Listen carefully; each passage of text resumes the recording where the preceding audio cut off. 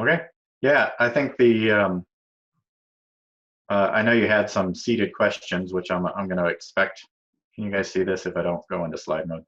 Yeah. Um, so so yeah, thanks for the invite. I really appreciate it. This is fun for me to get out and talk and kind of say what we're doing here at USGS and for NASA. I've been at astrogeology for 30 years, um, but working as a student through college, master's, and then full-time employee. And so it's been an interesting slog through being in federal service for that long. I'm military brat, so I was kind of used to it, moving around with my dad. But yeah, 30 years is pretty hard for me to swallow still. Um, and I got that so many years because I started right out of high school. Got lucky. My physics teacher told me to go apply to USGS, and I was a lowly GS1 for a few months before I got my bump up to a GS2 a few months later. So Go explain ahead. real quick, Trent, GS1 and GS2, because we've got some folks that aren't familiar with the federal system. Yeah, so GS1, it's kind of a pay scale. It allows you to group um, kind of your level of operation. So nobody is a GS1 anymore. Most students start out at a GS3, probably 4. If you have your master's, you'll probably hit a 5 or 7. We start skipping there in a little bit, and then when you get to a professional like a scientist, they're going to start. Postdocs will start at a GS12, and again, that all kind of maps to a pay scale. And also, there's also different cities have slight adjustments. So if you're in the DC area, you'll make more as a GS12 than say in Arizona. Unfortunately, Flagstaff costs a lot. Well, I'm in Flagstaff, Arizona, at 7,000 feet, so we're pretty high up in the forest. Ponderosa Pines. We have lots of lava flows around us. We have a giant volcano in our backyard, dormant, and it rises to about 12,000 feet, which has a ski resort on it. Pretty small, but it's fun. I was on the ski team in high school. Um, but the so the GS level is interesting in the fact that you are kind of standardized, um, but it doesn't mean that you're standardized in what you do. And I noticed my title is a space cartographer. It I made is that somewhat, up. yeah, no, I love it. It's somewhat true. I actually didn't get my degree in GIS or cartography. I got my degree in my bachelor's was in computer mathematics, and my master's was actually in engineering with a computer GIS emphasis. So I've been doing cartography for a long time, but one of the reasons I bring it up is that cartographer was one of the names that we're allowed to use as far as the GS level is concerned.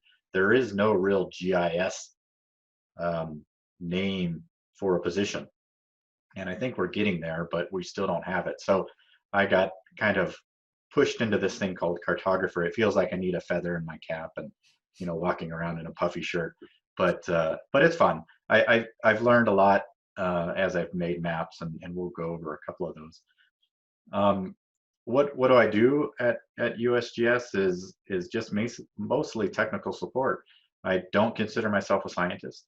I consider myself support, scientific support, and that actually gives me a lot of leniency. I kind of can publish when I want.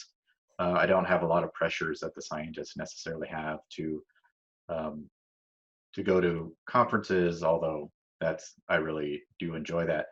And so one of the things that allows me to do is it allows me to kind of define my own what I do at the USGS and what I've been able to do for the last really 20, 25 years. And that has been to support GIS. Um, uh, a lot of times folks go, well, how does that work? And really it's pretty easy.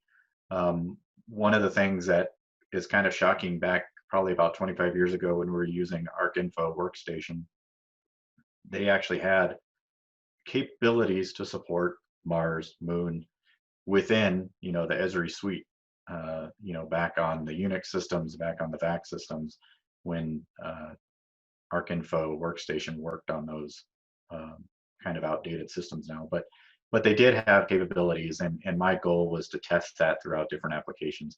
And so because of that, I've become an interoperability evangelist. So I try to work with the OGC.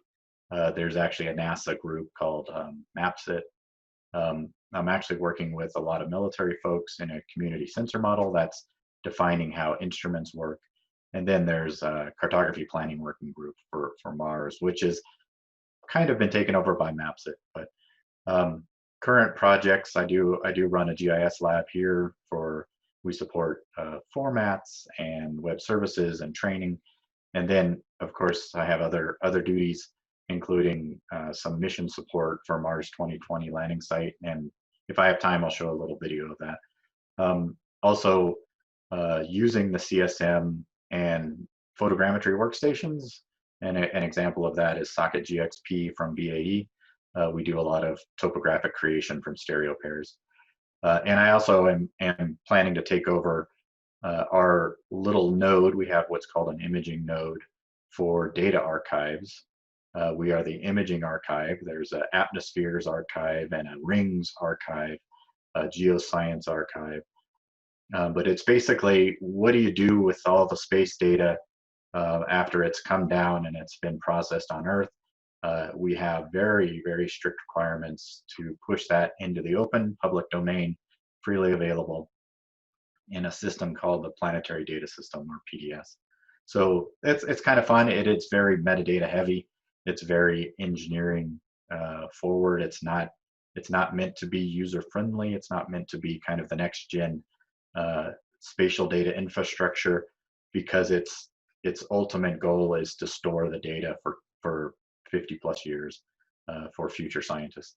So that PDS group is always conflicting, as we always do with GIS data, about we need to store it, but we need to make it usable. And we always have issues with the PDS as it's not always usable data. So I'll just go over a couple more slides. I do run the GIS, and this is just an introduction to that. We do visualizations, data integration, and we do some workshops. And I have a workshop coming up on GDAL, which is a raster library, for the Open Planetary Con. It's taking over one of the conferences that got canceled, the one I was speaking to about that was coming up in Madrid at the European Space Agency. So that, fortunately, we're able to transition to these virtual workshops pretty quickly. And so I plan to do a 2-hour talk on GDAL, and then I'm supporting a 4-hour ArcMap GIS for planetary imaging. So that'll be fun.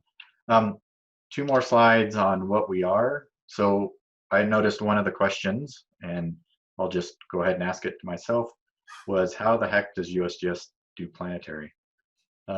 We've been around since 1963.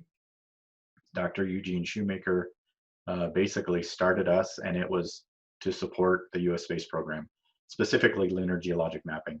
So we trained the geologists in situ here in the field around Meteor Crater. We have a nice, very 1 kilometer shaped sized crater in our backyard. It's about a 45-minute drive. It is privately owned. It's run like a national park. They wear the brown suits, but it is privately owned. And if you're ever up in Arizona, if you're interested in space, you got to go see Meteor Crater. It's basically a perfect, not very well. It's not, there's not much rain up here, so it's very well preserved. And you can actually see a lot of slides. There's a little museum that talks about the astronaut training. We still train up here. We had a training session, I believe, last summer with the new equipment. We're talking the new rovers, the new astronaut suits, the new kind of fields. We'll have scientists in the background kind of pretending to be talking to these astronauts out in the middle of nowhere. And it's basically old lava flows and ranching land that they're traipsing around on, pretending they're on the moon. And so not only did we train geologists, back in the day in the Apollo program. We also still do that today, and we work with the Johnson Space Center and others to do that. Just for fun, this is our backyard. This is basically um, north. Is it east of me? East of me. And this is basically a giant cinder pit, giant lava lava field. And back in the 60s, we blew this up to emulate the moon. And they did such an amazing job with the depth of charges and everything. It's hard to actually tell the difference. The image on the right is the moon, and the image on the left is actually Flagstaff. I should have removed the little dots, but we basically had almost a 1-to-1 for essentially what ended up being kind of a landing site for the Apollo rovers, and they would go around. The great thing about this site is you can still go there. There's some ATV tracks that ruined it a little bit. They're trying to make it a little more protected, but you can go out there and find these weird looking rocks that shouldn't be in a lava field. And it's because those were actually seeded for the astronauts to find and try to state that, oh, this is a weird rock, we should look into this. So it's actually pretty fun. Local site that not many people know about. It's unfortunately next to one of our landfills. So and you do have to have a 4-wheel drive or else you'll get stuck out in the cinders there. And the last image I'll show before I'll take some questions is this is some of the old rover looking things, and this is actually in that cinder pit. You can see our 12,000 foot mountain in the background. So sorry for the long introduction, but I have plenty to show, or I'm happy to take questions now, and we'll go from there. Well, this is pretty neat because the first job I had coming out of grad school was in Albuquerque for Earth Data Analysis Center. And it was originally started, 50 years ago or so, but as like a technology transfer center, but for space data. So they would get, shuttle film. It was one of their jobs was to distribute that. So that's pretty neat that's going on at multiple locations. So Trent, you said you started out sort of in this math and engineering and computer science background. Can you tell us a little bit about how that got morphed into doing some cartography work? Yeah, so it's an interesting, I actually have a direct line of how that happened, and it really came from the fact that I was given a little bit of freedom to do some research. I started underneath the photogrammetry group here, so I started with these really giant machines that were handed down to us from the Air Force that had all these optics to do stereotopography. So you'd actually put these negatives into the optics, and you would see in stereo through a little, it reminds me of the VR goggles now, and we would do contour lines through these giant old machines. And one of the first things that came out of that was, okay, well, we're doing this for Mars, we're doing it for Venus.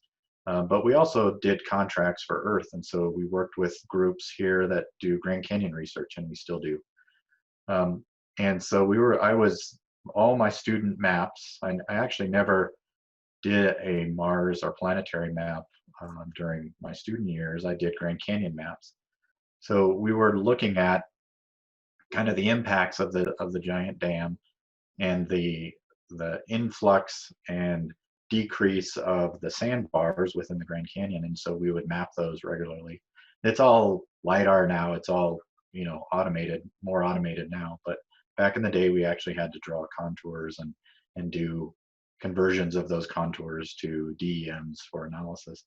And the first task I was given was, okay, we have our own digitizing format. We had this weird, and it still happens today, where even if commercial software existed, we had to write it ourselves. So we actually even wrote our own digitizing software.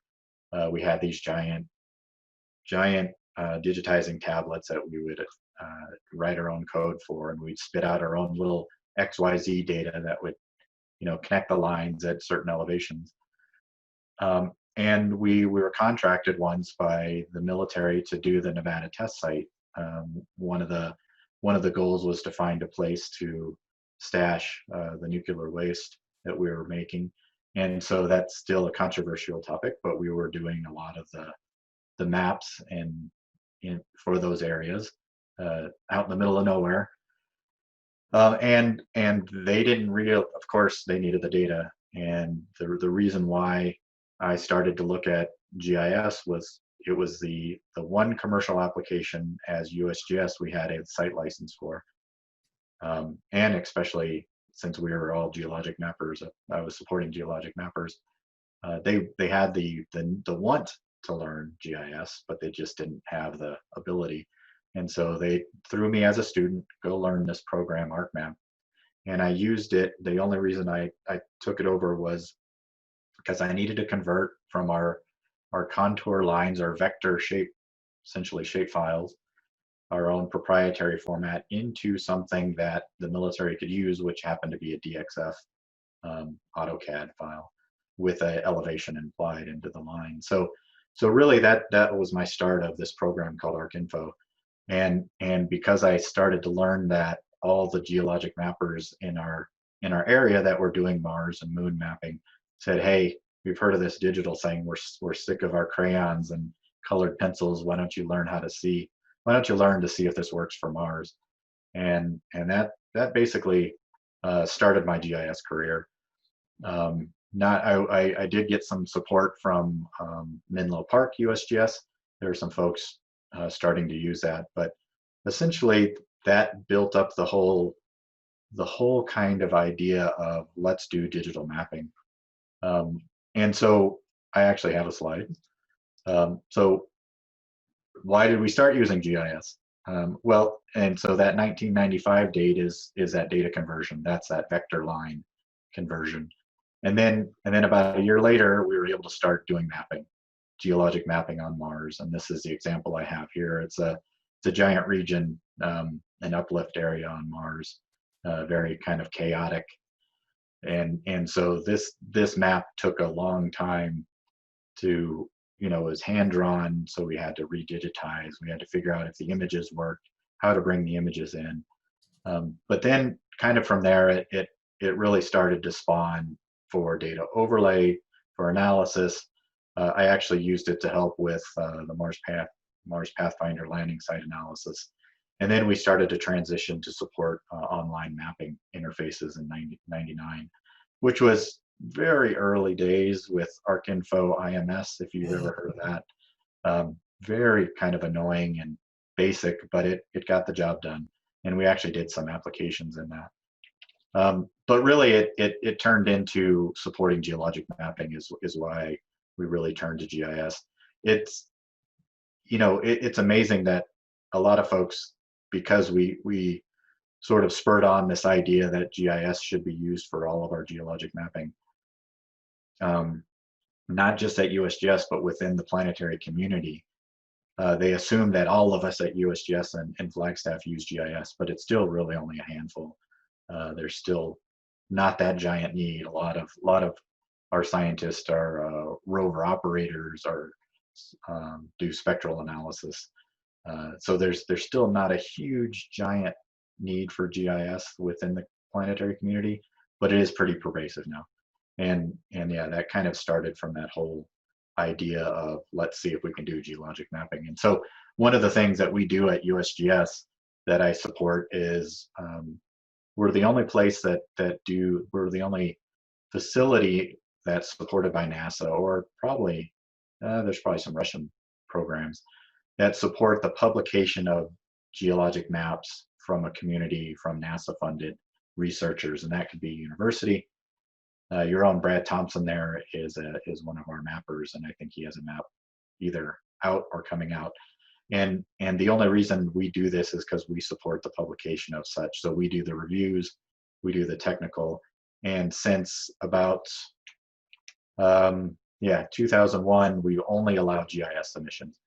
So all the geologists in the community, kicking and screaming down this path of we have to use GIS. And it's only been 9 years now.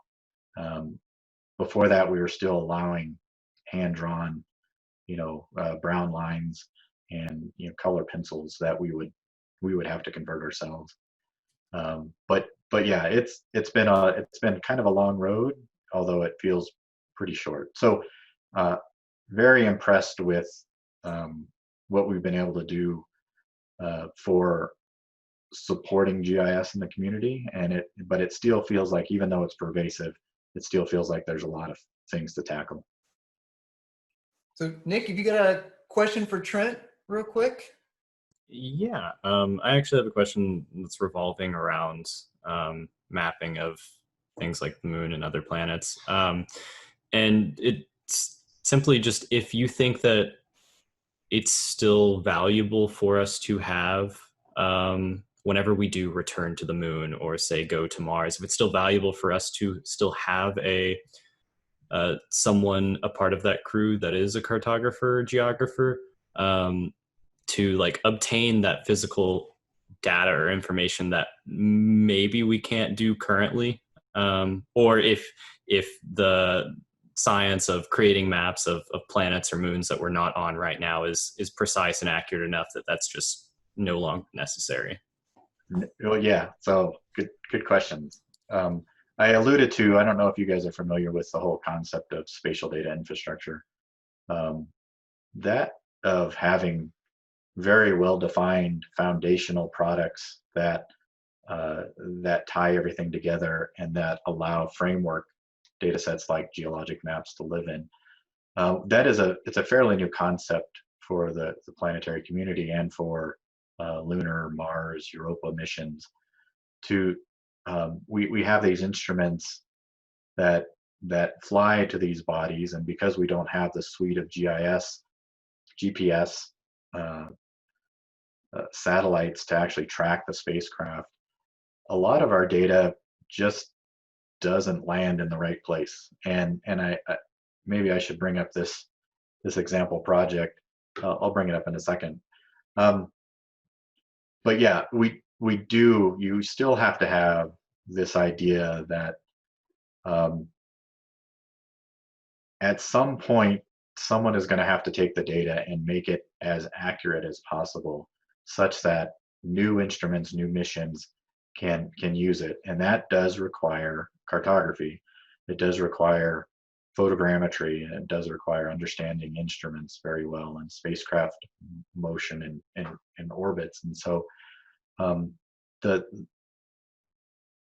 I also have another good example of cartography is not only the placement, we call it kind of putting pixels in the right place, but it's also the readability. Geologic maps are known because they're supposed to be usable across maps. So they're supposed to be kind of a language in their own.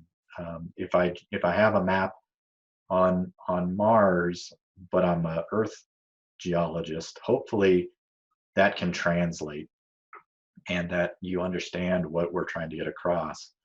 With there's nothing, we're trying not to make planetary geologic maps special, and that goes for everything else. That goes for topography and color ramps and symbologies. We try to abide by all the symbologies that a cartographer wants to use to make sure that faults are the right symbol. And so we have our own set of symbologies for planetary, but when at all possible, we use Earth-based symbologies for strike dip, for faults, for wrinkle ridges. We try not to do anything special so that it does become something that can be used across planets, and that Mars is not a special map from Venus. That's not a special map from Europa. There are some special features on, say, Europa because it's an ice body, but we're still trying to make sure that it's usable and understandable by a geologist or cartographer. So that said, we just had a recent project that was very, very symbology oriented. So I think it was about 2 years ago, we started this push back to Mars. And one of the ideas was to get all the scientists in a room and to understand, okay, where's the best place to go for humans and why?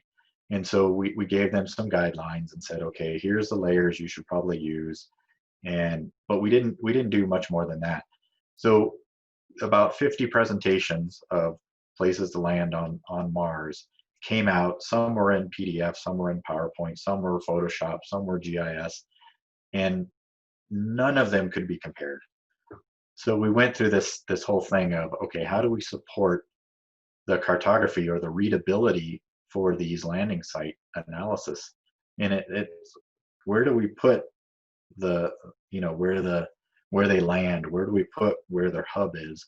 Where do we put where it's too steep to rove, and where they're going to put their trash?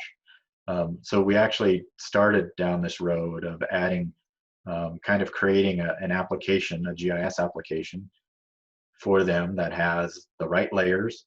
They're hopefully all registered pretty well, and that we're asking them to do it all in a GIS so that they're comparable, and that we can serve it online, but also that we're using the same symbols. And so having that cartographer in the room is very important for not just understanding the site. The cartographer might not understand it, but it's to help make that bridge across the scientists so that they're working with the same data sets. This person uses an orange line and this person uses a green line. So we're trying to make sure that we abide by these. So it's not only for geologic maps, but it's also for landing site analysis, and we assume it's going to be used, same type of kind of application will be used for the hopefully the upcoming moon landings, which, if you noticed, we had a delay of the SpaceX launch for the ISS, but hopefully in a couple days we'll see that actually successfully launch. And I look forward to Saturday to watch that. I hope that made sense. Yeah, thanks, Trent. Anybody else got a question before I throw a few more at Trent? I have a question. Hi, I'm Louisa. I'm part of the geology department at UT. I work with Brad Thompson. Yep. I just defended my master's thesis actually like a couple weeks ago. But I've done a lot of GIS work on Mars and Venus, and I'm really interested in that component of it. As someone who just has a master's and wants to do some work rather than go on to a PhD, do you have any advice on how to start your career like that? Because that's something that you did. Whereas now I feel like a lot of people sort of require PhDs for things. Yeah, and I'd actually say that that's one of the things USGS is as far as in the planetary community, and I think it's changing. Times are changing a little bit, because we are more technical support and not there. There are plenty of scientists and researchers on our staff, but we also have a very large technical support group, including programmers and cartographers and photogrammetrists who, you know, digitize the maps and run the stereo pairs. There is not that to get into this field, you do not need a PhD. Of course, those three letters help, but it doesn't. You don't need it. I mean, I actually, the only reason I went back to get my master's was because my wife got a job at the local university here, and it was cheap. I actually didn't really feel like I needed my master's. Now, I state that, but that also means that I had a lot of experience. I had a lot of opportunity to learn, and that's one of the benefits of astrogeology is that we do, well, again, we do have a lot of PhDs, but for example, the person who's running the geologic mapping program is a geologist, but only up to their master's, and so you know, I feel like having a master's is great, but we have a lot of folks on programmers and photogrammetrists, techs who don't. They might not even. Most people have a degree, because we usually bring folks in as students. So that it's a little bit of luck, I think, to get into this field. Experience helps. So working with Brad is great. Trying to you don't. GIS is GIS on Mars and it's GIS on the moon, the hard part about planetary is kind of understanding the data, but that's also the same with Earth too. There's a lot of different data types. Not all of it superficial. And what I mean by that is that there's ring data, and there's atmosphere data, and there's magnetic maps, and um, so understanding how to fit in, there's plenty of niches, and that's one of the drawbacks of planetary, is that it is a broad, it's actually a fairly small community, but it has every type of science in it. So you know, anything you can think of, biologists, engineers for rovers, material engineers, um, you know, anything you can think of, there's somebody in the planetary community. So sometimes finding that niche is beneficial. There's, you know, there's a whole group that studies dune migration, and there's a whole group that studies crater statistics. So there's mathematicians, there's folks who do automatic detection. So they're looking at machine learning algorithms to find craters, and it's actually pretty easy. There's no vegetation on Mars, so it's pretty easy to find craters if you have the right algorithm.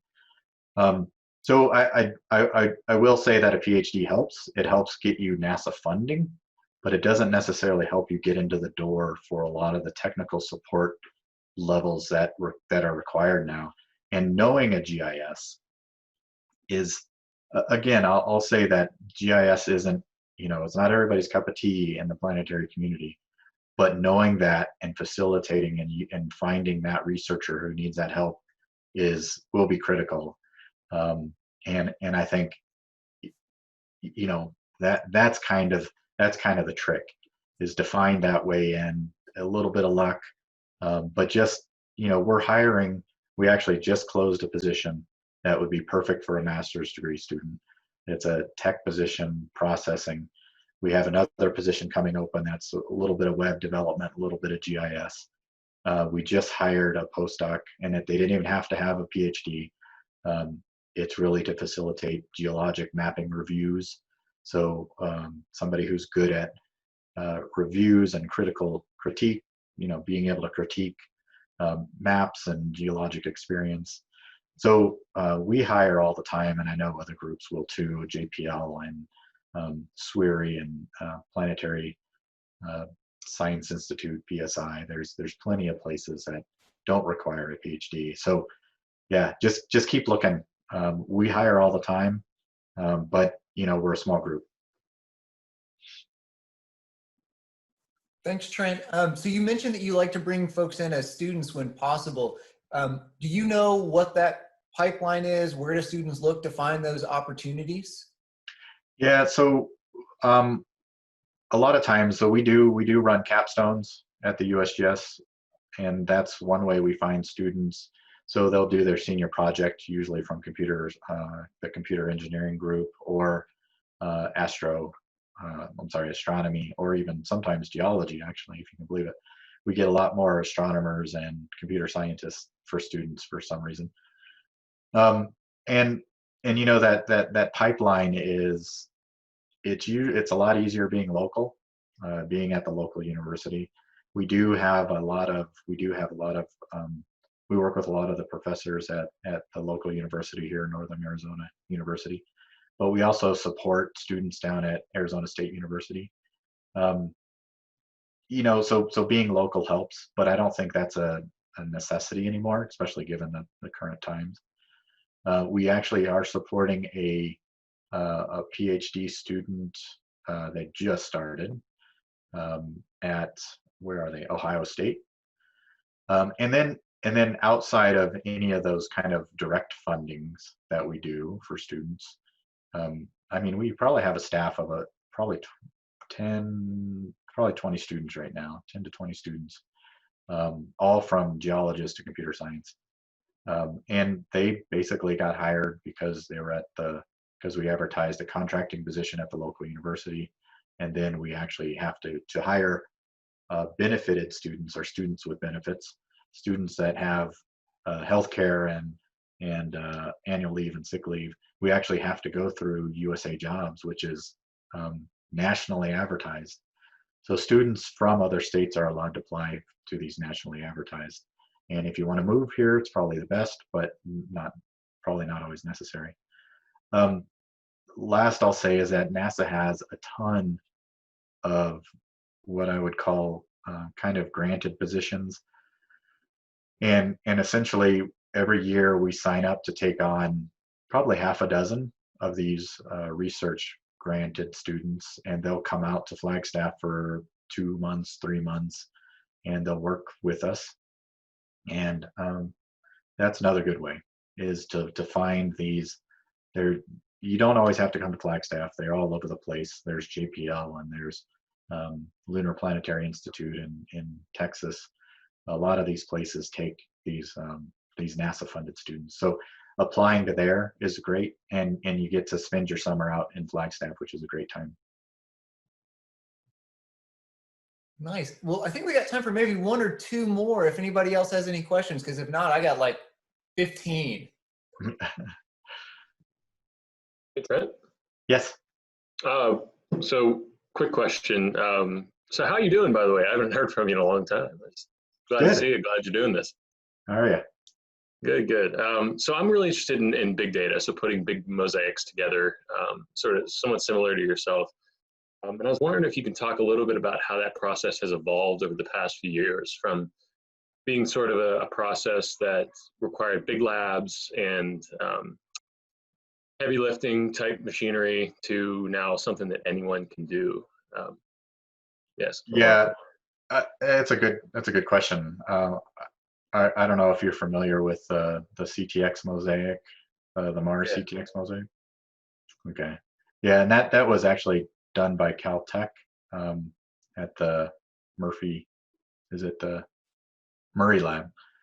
And they have their own. It's pretty much a GIS lab. I'm actually going to bring up. Let's bring up our Pro here. Let me switch. This is a global view. Let me bring up one more project. So some of the things we support in the planetary community and we've been able to sustain is a software package unfortunately called ISIS. We had the name first, and trust me, it stands for something good, but not. And it basically is an image processing package that knows how to do orthorectification. And I spoke a little bit about the missing of the GPS data. So how do we know where these images are? We know basically from their orbit track, and there's a thing called SPICE that allows us to reposition the images. And what happens is that once you have that position, that SPICE information, that's an acronym too, it allows you to position the image onto the surface, and then you can, if you have topography, which we only have had for about 20 years for Mars, and better for the Moon now, it allows you to do orthorectification, so correcting that imagery for the effects of topography, depending on the angle. And I will say that, our original mosaics, like this I'm showing now, is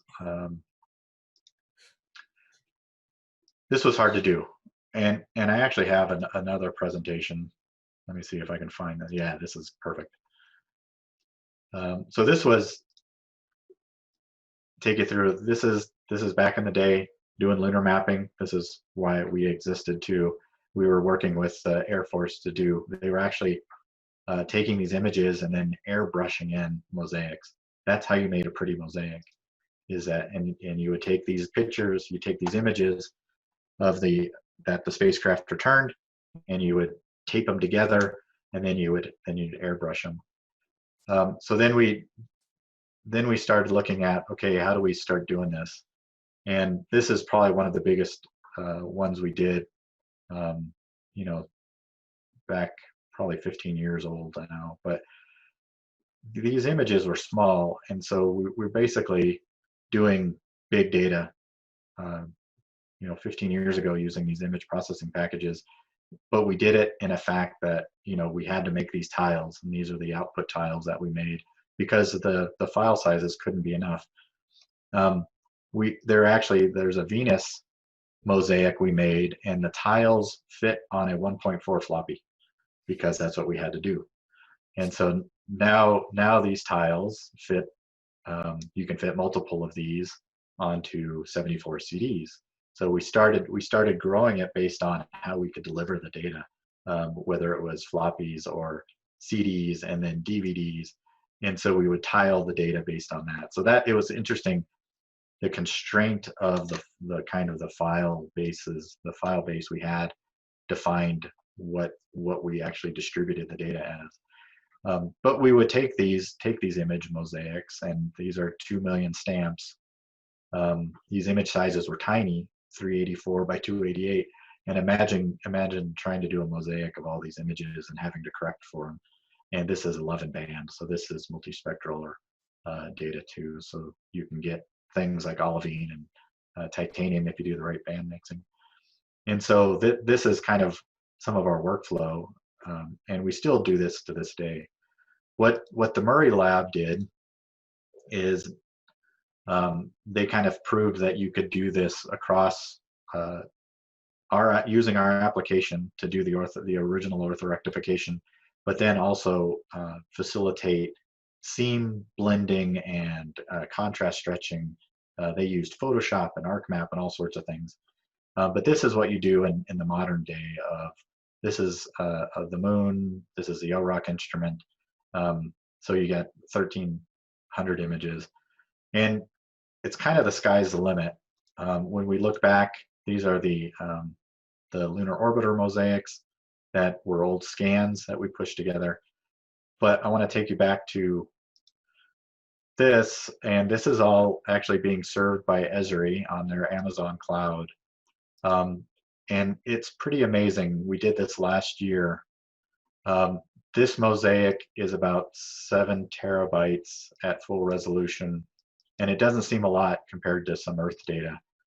But we're using modern tech. We're using open source formats. We're using open source methods that Esri has kept open. It's fortunate that I happen to know somebody there who made these formats. This is I'm using a compressed. It's called an MRF, meta raster format, that's highly optimized for web streaming. And I think all these came together of, okay, now we've conquered the 2 gigabyte file limit, and we're using clusters. But then what do? Well, now we need to optimize these. And you've maybe you've heard of this. This is actually 25 centimeter data of HRSC. High-rise data. It's basically a giant telescope pointing down on Mars. And again, this is in that specialized format that understands how to skip node tiles. This is equivalent to on disk 19 terabytes, one file, or split up across 4 files. But if I go into ArcMap and ask how big this would be uncompressed, it actually is 4 petabyte if I were to store this as, say, an NV file or a TIFF. It actually doesn't say that, does it, the size? Yeah, so here's all the tiles we're using. So it comes down to, number one, being able to use new systems, being able to use new techniques, but also doing the modern tricks that are just forthcoming and the latest technologies. Fortunately, all this software I use to make this, what I call discrete mosaic, 4.4 petabyte mosaic, which would never fit anywhere, but it's crazy performant, is because partnerships, but also who you know, and it's all open. It's all in GDAL, and these capabilities are all available to anyone to use. It just takes some time and trickery, and so hopefully this will become easier. And it's amazing how much that Esri has opened this up and maintained all these tricks and techniques and file formats as open. It's astounding. So sorry that took so long, but yeah, when you start looking at we're gathering, Earth missions are gathering petabytes a day. This is going to be a huge problem. The data glut's just going to continue. Trent, it is 4:20 here time, so we've kept you 5 minutes over your allotted time. So I am happy to keep the session open if you want to stick around, but if you need to get back to your paying work, we totally understand. No, this is great. I think the last thing I'll show is um, so being a cartographer, I always get stuck doing the videos for press releases. So I'm working on one right now for our Mars 2020 landing site, which is going to hopefully launch soon. And so one of the things that I've been able to make use of is ArcGIS Pro's amazing GPU capabilities. So I'll give you a little. I just did this morning, so who knows if this is gonna keep. But let me see if I can play this little animation. This is actually where we're gonna land. This is Jezero Crater.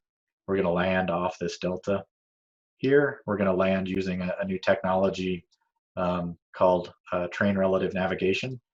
So the thing that changed, the thing that changed for us this year for supporting landing site selection was that our actual image mosaics are going to be on board the spacecraft.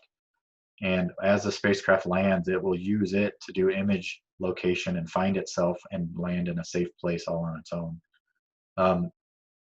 One of the videos that I have, if you look up Mars TRN, which is a train relative navigation, there's a good NASA video that states basically this is how the Apollo astronauts landed themselves, except for they were sticking their head out the window, right, and finding a place to land safely.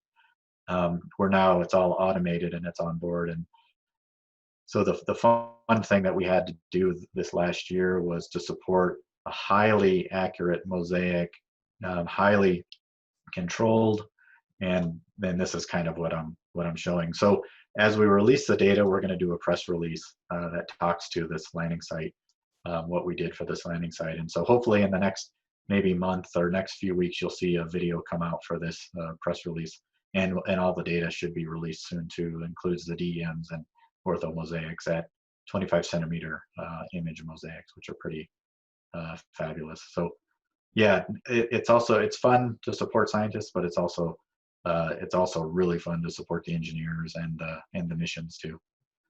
So anyways, I'll leave it at that. I'm happy to take another question.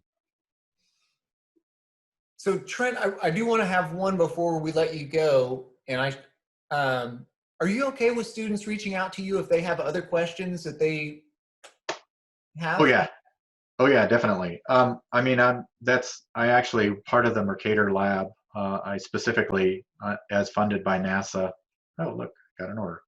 I specifically fund myself and some folks on our team to support the public.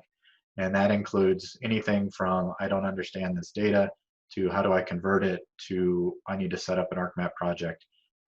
And as far as looking for jobs, I'll do my best. A lot of times what we're allowed to do is all of our jobs, all of our real jobs, besides student contracts, are advertised openly through usa.gov. And if you sign up at usajobs.gov, you can set flags for planetary or for Flagstaff or for JPL, Jet Propulsion Labs in Pasadena, and you will see those advertisements pop up, and feel free to apply. I think it's a little bit of a burden to have to hire students through USA jobs, but it actually gives us opportunities to see a lot more candidates, which is great. The last position we just hired was for a photogrammetry tech, and I think due to a lot of unemployment in the country these days, that job hit 35 applicants in like half a day. And usually we don't do that within the 5 to 10 days we advertise. So there's a lot of competition now, but that doesn't mean, and the weird part about hiring in the federal government is we don't necessarily get to see all the applicants. So it's hard for us without going through USA Gov usajobs.gov to actually hire somebody unless they're contracted. So I can't just get a resume but I can put that resume in my back pocket and tell you when a job's announced. So I'm happy to help as much as I can. What's your preferred way that students communicate with you? Oh, email's fine. Yeah, okay. We have a discussion site too, called Astro Discuss. And there's also, I'd like to point out, there's also a really good group out there called Open Planetary. And they're the ones who are taking up the virtual tutorials. If you want to learn more, there's going to be 2 or 3 days of talks and fun stuff and a hackathon. It's free to become a member. They have their own forum, so it's good. You can find me here. They just use Discord, and then Astro Discuss talks about our software and what we're doing.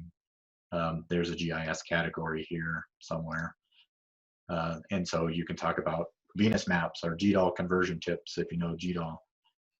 How do I connect to this giant mosaic I just showed? There's a bunch of tips, but we're happy to take email questions, or feel free to post on these discussion sites. So if y'all take a look, if you don't have the chat open, I put some links in there to, there's Trent's staff profile with the USGS is there. There's an Esri article that Trent did or worked on with Esri about the image hosting. Yep, and that's what that explains. That post is, they did a nice little whole web map about it. Because they're supporting us.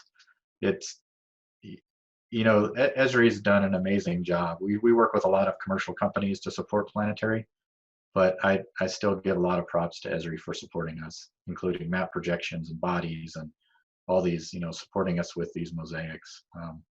They are doing a great job supporting us. And,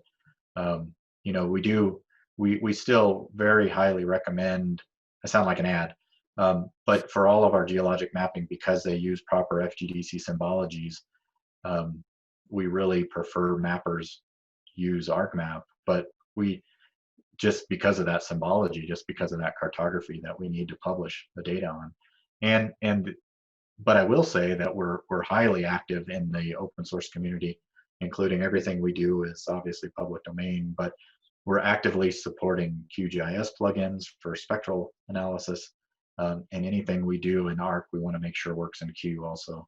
So the QGIS community has been great, and the GDAL group has been very helpful too. We've just had a lot of good support. It's very easy to find things locked down to Earth, which is very frustrating. And so it's very appreciative when we find folks who actually go out of their way to make sure that they open it up and support variable radii in their applications. All right. Well, anybody else got one before we let Trent go for the day? All right, Trent, I don't see anything, so I'm going to hit you up with one last one before we go. Okay. All right. So let's say Elon Musk called you up tomorrow, or Sir Richard Branson, or Jeff Bezos, and they said, "Hey, Trent, we know you do this Mars stuff. We got these one-way tickets. Are you interested in a one-way ticket?" Okay, cute story. I did this for SpaceX. This was a model I wrote for SpaceX to find a place to land their Dragon capsule in the US. But if they told me I could go to Mars, did you say one way? Yeah, I'm not sure we got a good way to get you home, right? Yeah, I don't know. I think if I ended up maybe a little older, maybe a little more, maybe if I ended up being terminal, I'd go in a second. Like if I knew I had a year to live, I'd go in a second. Just making sure that I get there in time.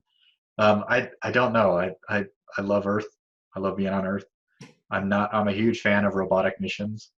I think as we progress with the drones and our capability to rove and do remote science, the human aspect is crazy important, and it will we can find a lot more discoveries quicker.